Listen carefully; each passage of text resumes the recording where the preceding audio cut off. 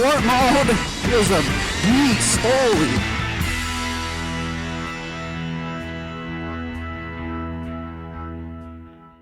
Alright, what's up? Two Wheel Ton here, guys, and we are going to do my first unboxing of the Osmo Pocket. This is pretty cool. I recently used this particular camera from a friend of ours. I just used it on the trip. You probably saw the Livewire video and the Harley-Davidson Museum videos on my channel.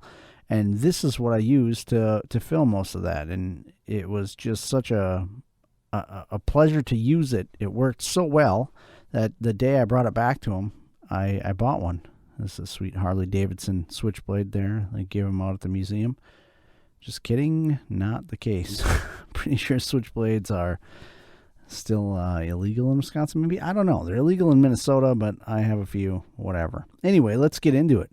The DJI Osmo Pocket. This thing is pretty amazing. You've probably seen other unboxing videos if you're watching this one. I did notice this one has a different case. I'm not sure if this is just a newer version. I bought this at a local electronics superstore in my town because I knew I could have it the same day, and the prices don't really change anywhere when you look for it. So, but at any rate, I think it's packaged pretty well. To some degree, I sort of enjoy smart packaging or efficient packaging. I don't know why, just one of those weird things. So here we got a manual. It's very short, like quick start guide. And then it's a safety pamphlet, which everything comes with nowadays, kind of whatever. And we'll just slip the plastic cover off of this guy here. And here it is. It is already in the protective case that you get with it, which I find to be a great little case for this thing.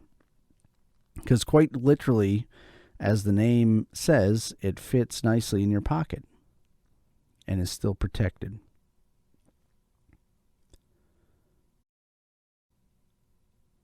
Here we'll open up, see this must be the charging cable. And maybe the two adapters. Let's take a look here. Yes. So we've got one adapter. That one looks like the lightning cable for iPhone, which I'll be using. And this one is a USB-C adapter for any kind of Android. And here looks like we've got a little lanyard rope there, which I'll probably put it on there. Who knows how much I use it. And there's the USB-C charging cable. Looks like you can, they don't give you a charging brick, but you can use any sort of charging brick such as this. That's for an iPad or, you know, a slightly faster charger for your iPhone. I charged the one that I was using from the friend with a Samsung fast charger. I'm actually a more recent iPhone convert, so I've got a bunch of Samsung fast chargers laying around. I just used that and it worked fine. So here we'll take it out of the case. This case is, again, really nice. It makes it so easy to pull the Osmo out of here quickly and to put it back in quickly and stick it right in your pocket, and you don't have to worry about anything scratching any of the screens or it getting damaged in any way.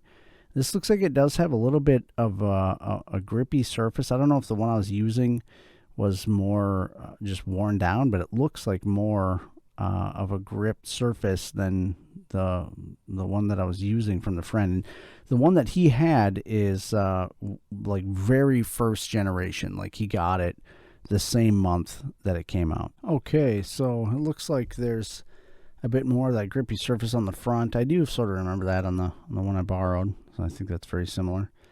Now we'll just take off these little protective films, one over the front screen here, and there is one, of course, across the lens. And then this is interesting, a little kind of yellow piece of foam that's attached to a little plastic tab just to keep the gimbal from moving around. I guess that's kind of interesting. Maybe I could reuse that even, who knows. And now let's see if there's a charge in it. We'll try to fire it up, and there it goes. Fires right up like normal. Looks like it is must be the very first splash screen before you get it all set up. This is a touch screen, that tiny little screen there, which is pretty cool. And we're going to go ahead and I guess, try to set this thing up for you. So the first time you turn it on, I believe you have to activate it, and there'll probably be a firmware update for it, which you do through the phone, through connecting it to your phone. And I read that you need an SD card in the Osmo in order to make this happen. So here's the one that I got. It's a SanDisk, 128 gig. That's plenty of storage for the way that I'm going to be using it. The only caveat here is you do need a certain speed classification. So you see on there up to 160 megabits per second. I believe the Osmo records at 100. So the V30 and that U3 is the big one. All right, so here's the little micro SD card, and we're going to go ahead and stick it in the Osmo Pocket here. Looks like it goes in this orientation. And that's interesting. You kind of got to use your fingernail to get it far enough in there. And it does go in similar to any, if you're familiar with a cell phone that has one. We'll take off the protective cover for those contacts. And we'll go ahead and open up the lightning adapter to be able to plug it into my iPhone. And that just slides right on. Got two little grooves on either side. Some contacts on the back.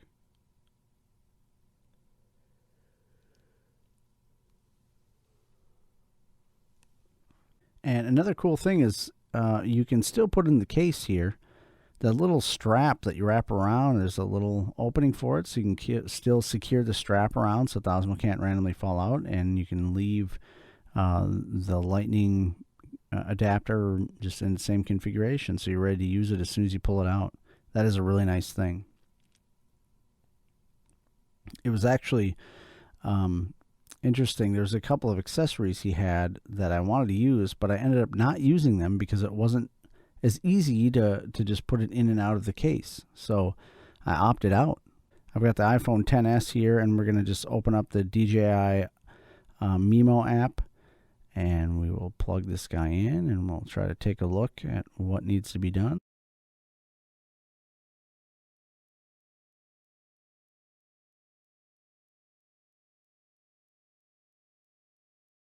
Activation. I believe I got to turn on obtain Osmo device info. Let's try that. And click login, but I of course do not have a login, so I'm going to go ahead and register.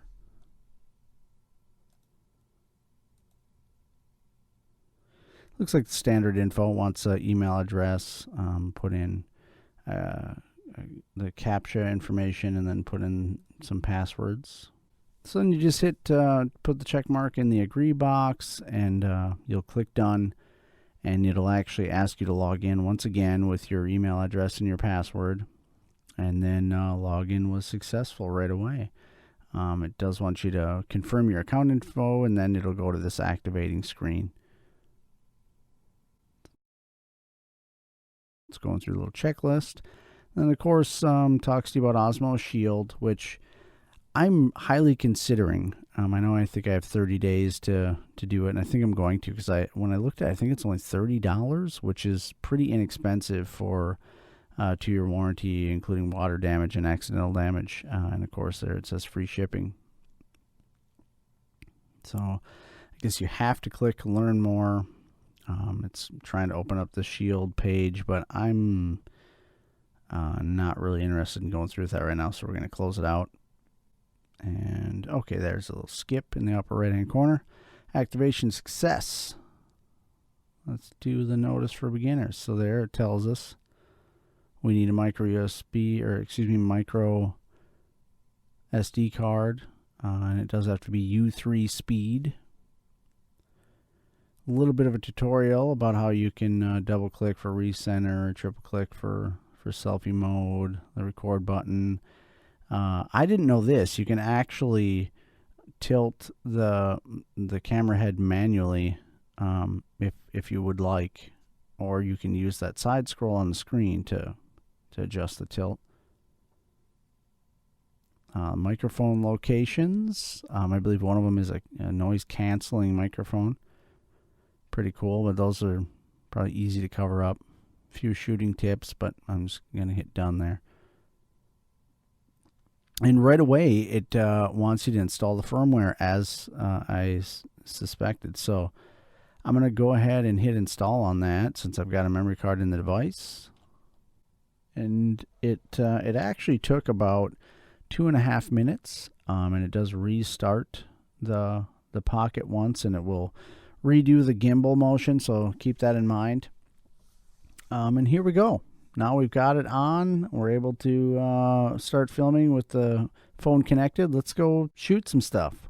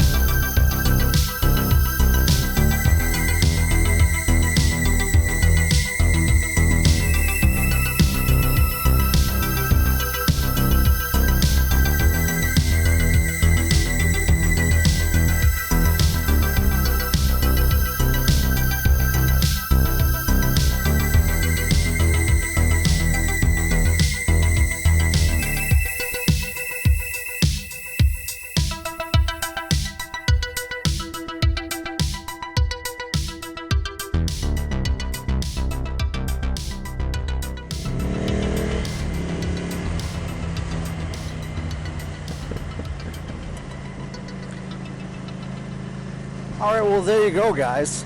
There's some video shot with the Pocket. I'm no professional, but it's been fun learning with it and kind of seeing what I'm capable of. And I'm sure I'll probably get better in time.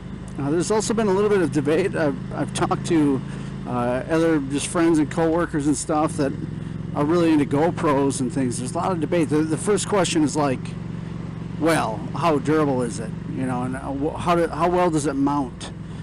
And my real answer is I don't think it's the same. I don't think the Osmo Pocket should be used for the same things that a GoPro is.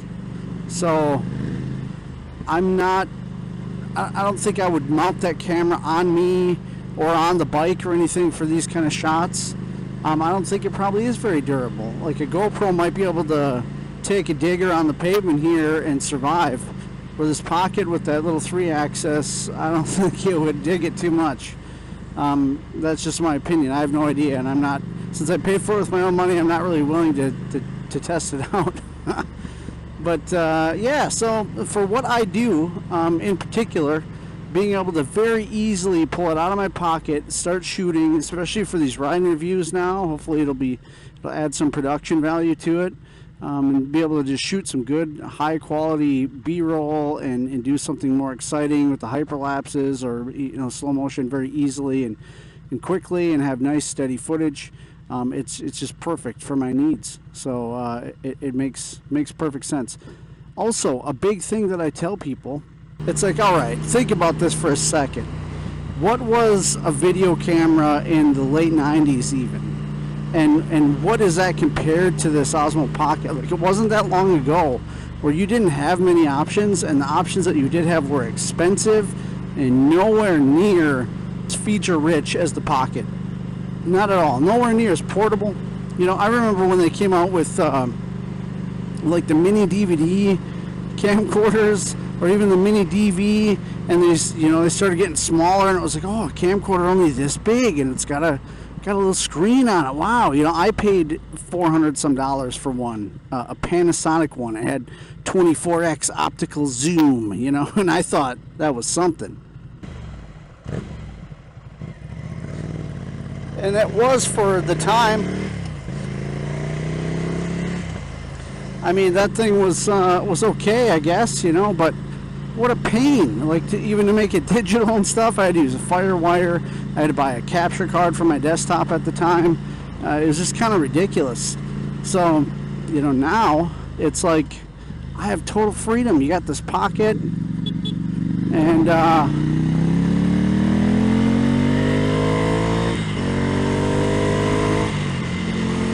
it's and I'm just free to go and free to film and do whatever I want, you know.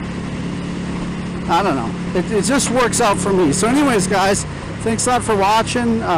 Let me know what you guys think about the Pocket. I mean, I think it's great. Chime in down below. Check out my description. I've got new merchandise, guys. tpublic.com. I'm not sure if you've heard of that site. I've been using it for a while with my radio show stuff, but I made a 2-wheel ton t-shirt. You can get t-shirts, you can get coffee mugs, you can get tote bags, you can get pillows. It's awesome. So go ahead and check that out on there. I also, let me know how you feel about this. I put Amazon wish list up there. I don't know, I kind of feel weird about it, but at the same time, if people want to help support me with just equipment and different things, you know, because I don't currently not getting paid for any of this at all, so it's hard to justify all the purchases, you know, to the family. But anyways, thanks a lot for watching. Tell your friends, be sure to like it, subscribe, and I'll catch you on the next one.